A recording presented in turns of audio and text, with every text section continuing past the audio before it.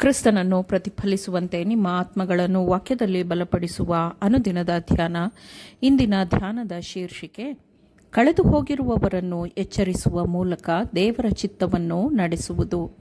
ಈ ದಿನದ ದೇವರ ವಾಕ್ಯ, ಮನುಷ್ಯರನ್ನು ಮೆಚ್ಚಿಸುವವರು ಮಾಡುವ ಪ್ರಕಾರ ಯಜಮಾನರು ನೋಡುತ್ತಿರುವಾಗ ಮಾತ್ರ ಸೇವೆ ಮಾಡದೆ, ಕ್ರಿಸ್ತನ ದಾಸರಿಗೆ ತಕ್ಕ ಹಾಗೆ ದೇವರ ಚಿತ್ತವನ್ನು ಮನಪೂರ್ವಕವಾಗಿ ನಡೆಸಿರಿ. ಮನುಷ್ಯರಿಗೋಸ್ಕರವಲ್ಲ, ಕರ್ತನಿಗೋಸ್ಕರ ಸೇವೆ ಮಾಡುತ್ತೇವೆಂದು ಚಿತ್ತಪೂರ್ವಕವಾಗಿ ಸೇವೆ ಮಾಡಿರಿ. ಎಫೆಸದವರಿಗೆ 6ನೇ ಅಧ್ಯಾಯ 6 ಮತ್ತು 7ನೇ ವಚನಗಳು. ನಿನ್ನೆ ರಾತ್ರಿ ನನ್ನ ಮುಂದೆ ಒಂದು ದೃಶ್ಯವನ್ನು ಪ್ರಸ್ತುತಪಡಿಸಲಾಯಿತು. ಅವುಗಳಲ್ಲಿ ಎಲ್ಲವನ್ನೂ ನಿಮಗೆ ಪ್ರಕಟಪಡಿಸಬೇಕು. ಅದರಿಂದ ಮುಕ್ತಳಾಗುವುದಕ್ಕೆ ನಾನು ಎಂದಿಗೂ ಮನಸ್ಸು ಮಾಡುವುದಿಲ್ಲ. ಆದರೆ ಈಗ ಸ್ವಲ್ಪವನ್ನು ಮಾತ್ರ ಪ್ರಕಟಪಡಿಸುತ್ತೇನೆ. ಅಗಾಧವಾದ ಬೆಂಕಿಯ ಚೆಂಡು ಲೋಕದ ಮೇಲೆ ಇಳಿದು ದೊಡ್ಡ ಮನೆಗಳನ್ನು ಪುಡಿ ಮಾಡಿದಂತೆ ತೋರುತ್ತಿತ್ತು. ದೇವರು ಬಂದಿದ್ದಾನೆ, ದೇವರು ಬಂದಿದ್ದಾನೆ ಎಂಬ ಕೂಗು ಎಲ್ಲ ಸ್ಥಳಗಳಲ್ಲಿಯೂ ಮೊಳಗಿತು. ಅನೇಕರು ಆತನನ್ನು ಸಂಧಿಸಲು ಸಿದ್ಧರಿರಲಿಲ್ಲ. ಆದರೆ ಕೆಲವರು ಮಾತ್ರ ಕರ್ತನಿಗೆ ಸ್ತೋತ್ರ ಎಂದು ಹೇಳುತ್ತಿದ್ದರು.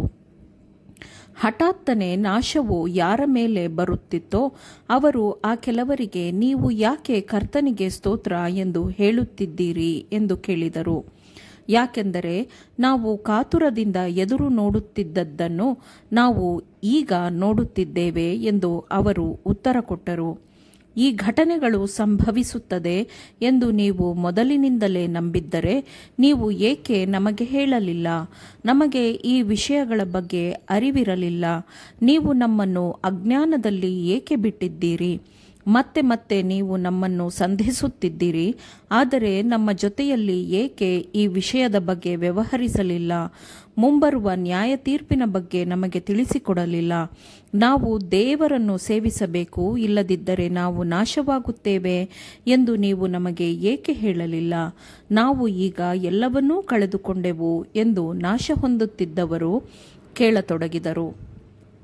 ಪ್ರತಿಯೊಬ್ಬ ಸಭೆಯ ಸದಸ್ಯನು ತನ್ನ ಬುದ್ಧಿಶಕ್ತಿಯನ್ನು ತರಬೇತಿಗೊಳಿಸಬೇಕು. ಈ ಮೂಲಕ ಅವರು ತಮ್ಮ ಬಗೆಗಿನ ದೇವರ ಚಿತ್ತವನ್ನು ಸ್ಪಷ್ಟವಾಗಿ ಅರ್ಥ ಮಾಡಿಕೊಳ್ಳಬಹುದು.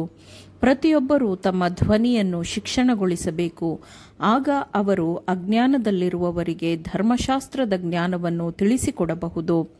ಕೃಪೆಯ ಕಾಲದಲ್ಲಿ ಭಕ್ತರು ಉಳಿದುಕೊಳ್ಳುವಂತೆ ನಾವು ನಮಗೆ ನೇಮಕವಾಗಿರುವ ಸ್ಥಳದಲ್ಲಿ ದೃಢವಾಗಿ ದಾನಿಯೇಲನ ಹಾಗೆ ನಿಲ್ಲುವಂತೆ ದೇವರು ನಮಗೆ ಸಹಾಯ ಮಾಡಲಿ.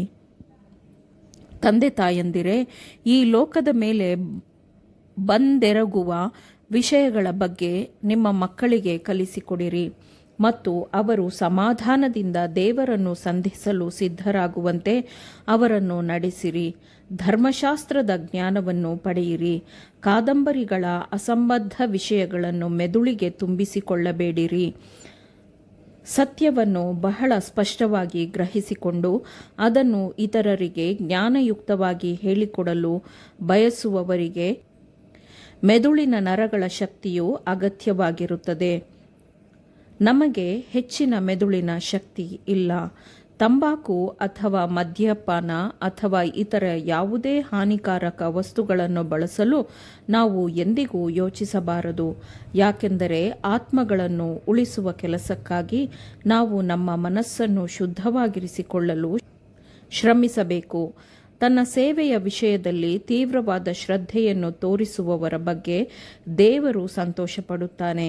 ದೇವರು ಕೊಟ್ಟಿರುವ ಪ್ರತಿಯೊಂದು ಬಲವನ್ನು ಬಹಳ ನಿಷ್ಠೆಯಿಂದ ಬಳಸುವುದು ಪ್ರತಿಯೊಬ್ಬರಿಗೆ ಸಿಗುವ ಅನುಗ್ರಹವಾಗಿದೆ. ಆ ಸಂತೋಷದ ದಿನದಂದು ವಧಿತನಾದ ಕುರಿಯಾದಾತನು ಮತ್ತೆ ಜೀವಿಸುವವನು, ಜಯಪ್ರದನು ಎಂದು ವಿಮೋಚನೆಗೊಂಡವರು ಉದ್ಗರಿಸುತ್ತಾರೆ.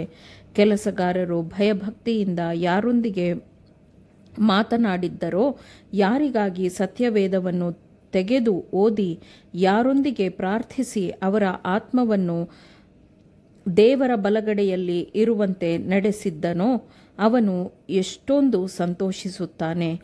ಆಗ ಅವನಿಗೆ ದೊರೆತ ಅನುಗ್ರಹಗಳು ಸ್ಪಷ್ಟವಾಗಿ ಕಾಣುತ್ತವೆ. ಆಮೇನ್. ದೇವರ ವಾಕ್ಯಗಳನ್ನು ಶ್ರದ್ಧೆಯಿಂದ ಆಲಿಸುವವರು ಮಾತ್ರವೇ ಆಗಿರದೆ ಪಾಲಿಸುವವರೂ ಆಗಬೇಕೆಂದು ನಿಮ್ಮನ್ನು ಉತ್ತೇಜಿಸುತ್ತೇನೆ. ಪರಿಶುದ್ಧಾತ್ಮನ ಸಹಾಯದಿಂದ ಆಲಿಸಿದ ನಿಮ್ಮೆಲ್ಲರಿಗೂ ಧನ್ಯವಾದಗಳು. ಮತ್ತೆ ದೈನಂದಿನ ಧ್ಯಾನಕ್ಕಾಗಿ ನಾಳೆ ಸಂಧಿಸೋಣ. ಆಮೇನ್.